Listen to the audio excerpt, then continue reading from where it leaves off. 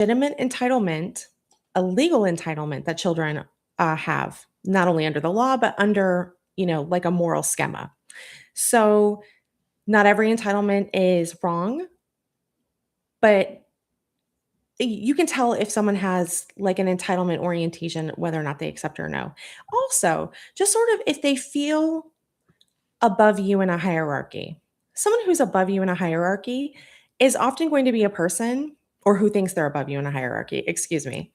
Someone who thinks they're above you in a hierarchy may not even think that you are entitled to use the word no. And I feel like there's a lot of this when it comes to situations like we see with, the Epstein files, sexual harassment at work, which is less of an issue today than it was when I was much younger. But basically, the idea that if someone is above you, you don't get to say no to them. So it isn't even about the thing that they're asking for. It's the fact that you yourself, as far as they're concerned, are not entitled to tell them no. And so they may become aggressive and power over you, harm you, punish you because you dared to say no, when in reality, they don't think you should be able to do that. You'll a lot of like if you have a toxic parent, well, really any abusive relationship, but you often see this very clearly with like abusive or toxic parents. So that's going to be something that is a thing that's going to make sense. All right, I actually wrote down some ideas of what I wanted to talk about today. Oh, we were having a discussion in the Discord, and sometimes it's really hard to tell, especially with a loved one, like, oh, is this person abusive? Are they an abuser? Like, how bad is this situation? Is my parent really this toxic? Is my friend really this abusive? Um, and so the discussion that we were having was basically like, okay, like, how do we think about this? And I essentially am saying that I think of abuse on a spectrum from no abuse to like the most horrific abuse that you could ever see against another person. And the the no there's no like I shouldn't say no. There's few points at which it's like, ah yes, you've gone from no abuse to abuse. Right? Like you're moving along that spectrum. And it's either the pattern is just reinforcing itself, or you're having these very significant events that are either pushing it toward that abuse end of the spectrum, or it's just flipped it to the abuse end of the spectrum. Like if someone assaults you, you don't need a pattern of that. Like the assault itself is enough of a criminal activity that you can just go right to the abuse end of the spectrum. But for some people, I should say for many victims, when it's not that cut and dry, when it's more so of a pattern that's been established over a long period of time, sometimes it's harder for them to see, at what point have we gone from, let's say, non-optimal to too toxic, or from toxic to abusive? Where's the line? And an example, two examples that I like. One is like, at what point do you get a cavity? So you can skip, brushing your teeth one day and you'll be all right as long as you get back on that 2 days or two times a day. Um, fluoride rinse, whatever. But the more times you skip, the more likely you are to end up with a cavity. It's playing a game of Jenga. The more pieces you pull out, the more you get closer to the tower toppling. And so if you don't have that very stark, violent incident to point to say, oh, okay, like this, we are now in abuse territory, it is often those pieces that continue that push you along toward the abuse end of the spectrum. And if it's hard to think about it in terms of abuse, um, thinking of it in terms of immaturity. can be very helpful. Like if you have a parent and you're like, "Ah, I don't feel comfortable calling them abusive." Well, you can certainly identify that they're unsafe. You can certainly identify that they're non-optimal. You can certainly identify that they're being immature. And so sort of a lot of victims, there's like before you realize it's abuse and you're trying to save whatever the relationship is and you're acting as if you're in a normal relationship and you don't necessarily understand that it's an abuse dynamic. And then there's a point where you go, "Oh no, I understand something's wrong. And it's not with me really. There's something going on with this other person." But there's still like a desire to maintain the connection, the feelings of love with the other person. Um, and so at this point, we haven't quite clocked this is abuse. This other person's an abuser. And then you get to this point where you're like, you're full. I know what this is. I've been doing the research. I've identified all of the methods of manipulation. And you're feeling very strong. So when you're in that like middle kind of stage where you're finally accepting, okay, there's something wrong, and it's not me. I didn't. I've tried so hard over here to try and like fix things. Um, what I often recommend for like victims of abuse is, if you can't really get yourself to accept emotionally that it's abuse or that you're dealing with an abuser, or even like, okay, at what point is this abuse? You can still identify non-optimal. You can identify immature. You can identify, disrespectful. You can identify toxic. Um, and over enough time, you'll start to understand, okay, now I've been doing the research. Now I've seen the different methods of manipulation. Okay, I'm ready to accept that this is abuse and this person is abusive. But it takes time. So much of this is founded on our understanding of what reality is. And so when you're over here in this stage of, oh, this person and I, we love each other. We're in this particular kind of dynamic. And the relationship means XYZ.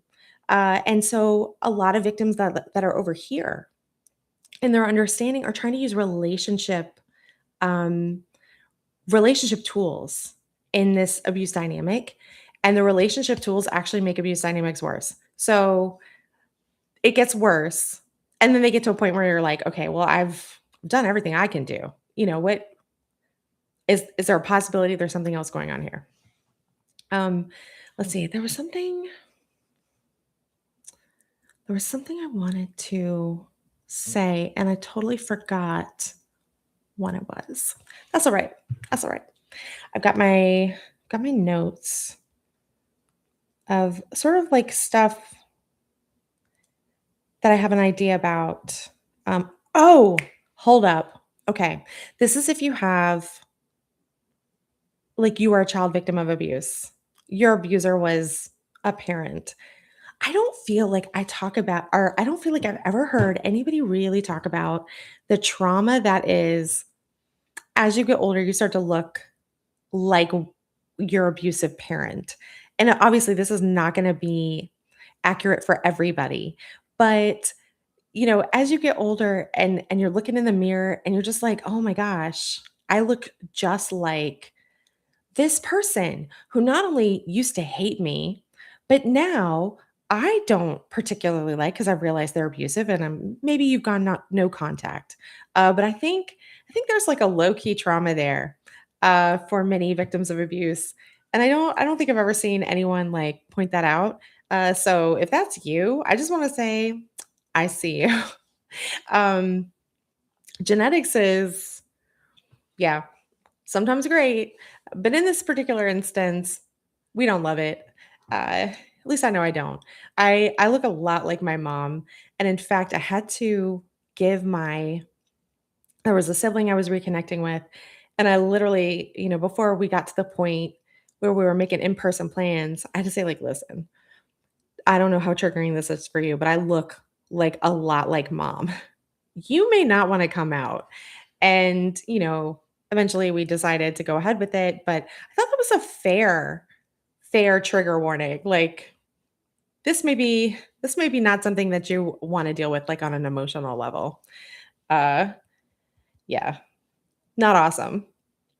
Especially since how I looked is a lot of how my mom used to like, part of the way she used to be abusive, so that's not fun.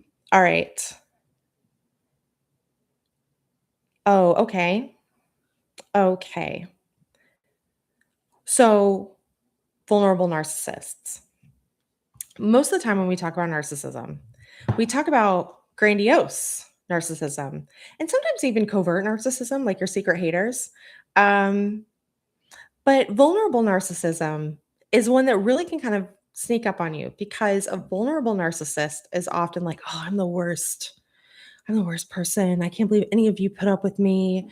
I'm the worst mother or father, or nobody loves, like, it's it's they seem vulnerable, they seem like they're hurt, they seem like they're in pain, they seem like they're aware that they're causing problems, um, but they do it in a way that doesn't seem quite right.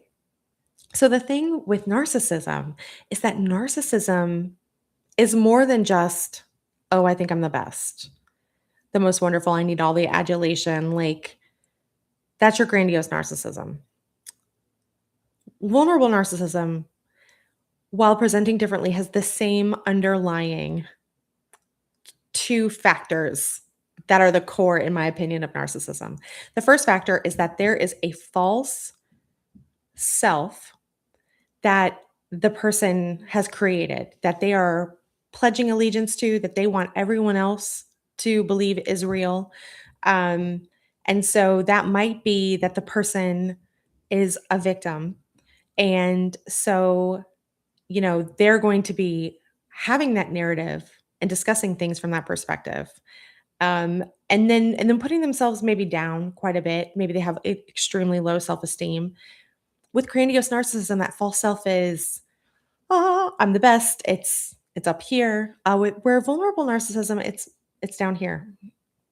Uh, and the second thing is that with narcissism, you are the center of the universe. So in grandiose narcissism, you're the center of the universe, but you're like the most amazing, best, whatever. All the superlatives. When you're vulnerable narcissist, you're the center of the universe, but it's in a negative way, like a low self-esteem way. I'm the worst. I can't believe, anybody puts up with me, right? Somehow they're still the center of things, but it's from a low self-esteem perspective, or it's from a vulnerable perspective, it's from a victim perspective. And I'm not saying they're actually victims, but they will put themselves in that position. And so a vulnerable narcissist can really kind of like sneak up on you. Whereas I feel like we have a better sense of the covert narcissist. Actually, I'm pretty sure. Let me pull up vulnerable narcissist. This is from the subreddit. And it would help if I spelled that correctly. That's all right.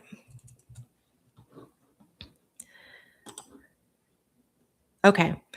These are some signs of narcissism. Remember, not all narcissists are loud and bombastic. Some are vulnerable narcissists. Um, some are vulnerable narcissists. Okay, this was a comment from Euphoric Accident 4955, and I just excerpted their comment. So they reference love bombing and mirroring, and that in the love bombing phase, they may isolate you from your friends or family. They may surround you by their flying monkeys, people who do their bidding and take their side and make you believe you're the issue. And again, a vulnerable narcissist can do this as well. Like, this is not just a grandiose narcissist. Um, the narcissistic relationship moves fast. So you may get married or move in together faster than a normal relationship because they do this in the love bombing stage, and they change over time. They play the victim. They get angry when things don't go their way. They gaslight and pretend that something never happened, or they make you think that what happened didn't actually happen the way you remember and that you are mistaken. They belittle you and often pass it off as a joke or pretend they didn't mean it. They don't keep your secrets. They are hypocrites. Their actions don't match their words. They future fake, which means they give you empty promises. They promise you something, but they will never do it. They Darvo, which is from Jennifer Freyd, by the way, deny, attack, and reverse victim and offender. Um, let's see, double standards, yes. Silent treatment, yes. Threaten you with leaving, lack of accountability. They don't take criticism well. They think they're always right. I don't think the vulnerable narcissist always does this. Let's see, they often don't apologize or they give you a fake apology. Let's see, often moody. They may constantly criticize you. They may act jealous. Some of them may have low self esteem, especially coverts and vulnerable narcissists. So they need validation from you. They can be insecure. They may say things like, I don't believe anyone can love me. I think you don't care about me. I don't like myself. I look ugly. No one likes me. This way, they get your admiration and attention. They may fish for compliments. And then some may throw anger tantrums, which, uh, guys, once I realized that so many abusers were basically toddlers, like in an adult body. The rage that used to be so scary, starts to look like a little tempy tantrum, like that a kid would do. It is alarming how they think from their perspective that they are being so powerful and that, they've got this rage and they feel empowered by it and they're like powering over other people and, when in reality they look exactly like a toddler having a temper tantrum. So whenever I'm talking with victims of abuse and they're talking about the abuser in like a serious way, I often like to kind of switch their perspective on it, by referring to the abuser like they're, again, a toddler having a little temper tantrum in those words. Because is a toddler attractive? No, they are not. And so anytime you get, like, sometimes abusers will have these narratives about themselves like they're the beast, but the victim is like the only one who can like help them be human again, or they're like you wrestling with their demons, but the victim's like an angel, or they're like all sorts of weird, especially again the twin flame community. You're gonna see a lot of this. There's like some weird narratives. And so one way to just cut through that is to put him to talk about him like the child they're being. This person is an immature person who can't even handle their own emotions and is taking it out on the victim, right? That's not an attractive person. We don't think that person's acting like an adult. That's a child. And so hopefully that plants that seed with the victim of thinking, oh, so the next time the abuser has their little rage attack, they see it in the context in which it actually exists, which is they're having a temper tantrum just like a child. And like we don't take we don't take that seriously. We're not attracted to it. Um, other than recognizing you're in danger. And so I meant taking it seriously in terms of taking it at face value, taking what the abuser says seriously. This is a toddler having a temper tantrum. They're just a bigger person, and the damage is more. So very, it can be very overwhelming, even on a sensory aspect, honestly, for the victim. And so it can really kind of bypass your cognitive thinking and go straight to the emotional response. It can go straight to the fear, the fight, the flight, the panic, the freeze, the fawn, all of that stuff. So just like lots of manipulation does, it bypassing your ability to think about it and process it, and like going straight to just the fear and engaging your emotional self. Um, anyway, all right. So I also want to talk about.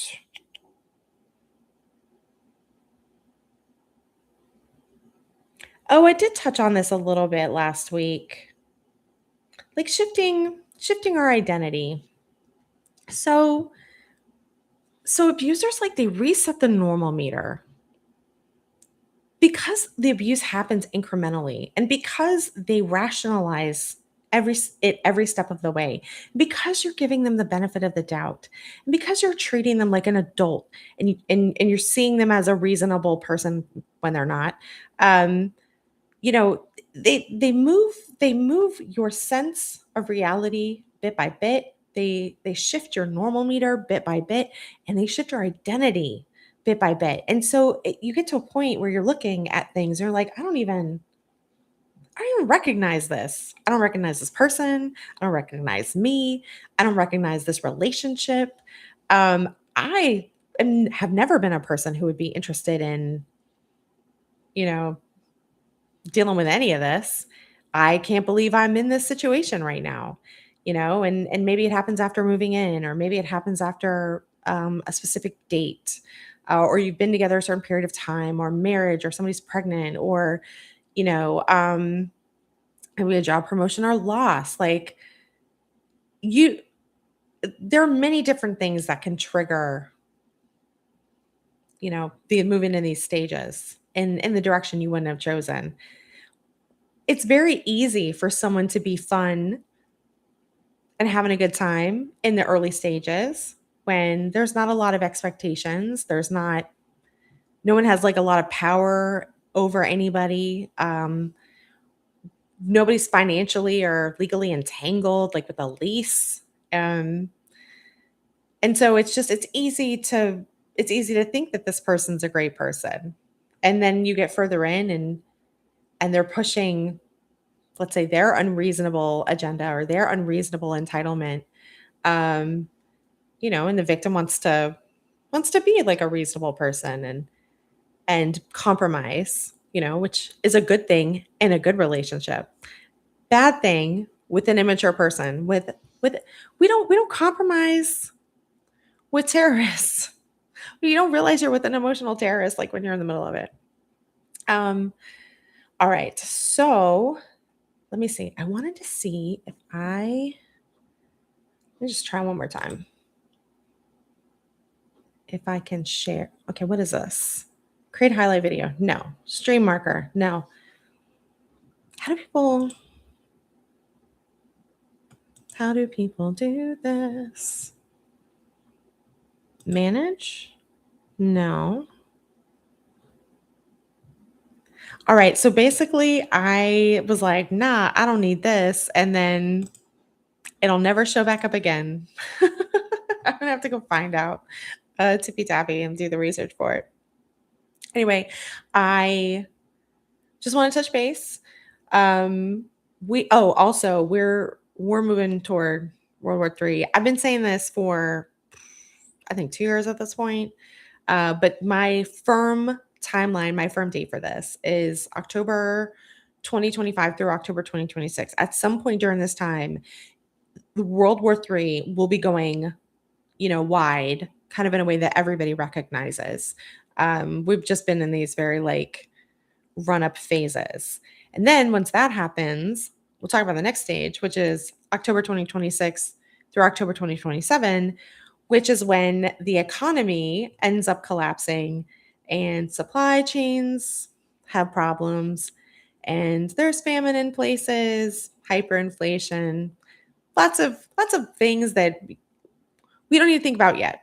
But just to sort of give everybody like an idea where we're at that we're just about at the World War III going live, and then that next October to October time period, we're going to be looking at, you know how to manage your resources and make sure you have food, and sort of like your nuts and bolts of staying alive, staying safe. During this period of time, we definitely do not want to be living with an abuser.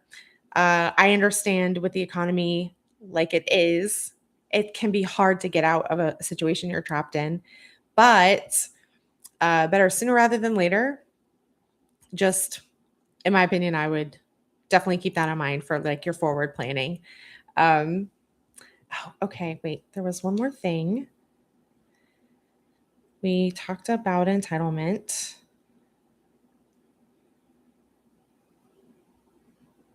We talked about the trauma of looking like your parental abuser as you age, which not fun. Oh, okay. No, no, no. You know what? I'm gonna say that for next time. All right. Well, anyway, it was great to do live, and I will see you next time.